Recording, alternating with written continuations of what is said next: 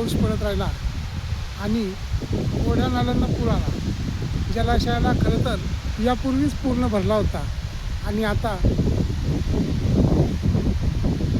ओढ्यातून पाणी चांगल्या प्रकारे व्हायला सुरुवात झाली. अतिशय निसर्गरम्य अशा ठिकाणी बांगारे गावच्या पश्चिमेला असणारं हे ठिकाण, इथं पर्यटकही यायला सुरुवात झाली.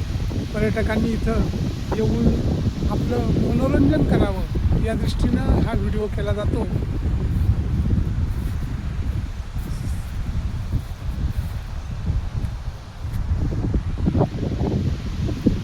पुण्यापासून 40 किलोमीटरवर आणि सासवडपासून 12 किलोमीटरवर या डोंगरांच्या कुशीमध्ये समोर पाहिलं तर पुरंदर किल्ला आपल्याला पाहायला मिळतो. वज्रगड आणि पुरंदर असे दोन्ही टोकं आपल्याला इथून दिसून येतात.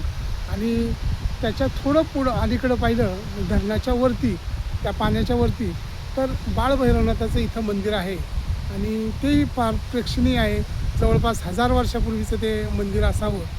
आणि तसंच या धरणाचा फुगवटा जिथपर्यंत जातो तिथपर्यंत गेलं की एक छानसा धबधबा पाहायला मिळतो.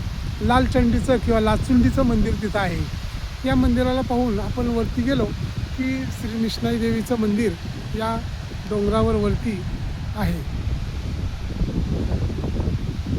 आणि तिथून मग असंच त्या रस्त्यानं काळदरी खिंडीकडे जाता येतं. काळदरी खिंडीकडून निघालं की आपण सासवड पानवडी रस्त्याला पोचतो आणि सासवडला पोचतो. त्या बाजूनं हे अंतर साधारणपणे 16 किलोमीटर आहे आणि या बाजूनं मंदिराचं अंतर 16 किलोमीटरच भरतं. आणि हे वडाच्या मळ्याच्या धरणाचं सरदार सूर्यराव काकडे जलाशयाचं अंतर 12 किलोमीटर भरतं. या जरूर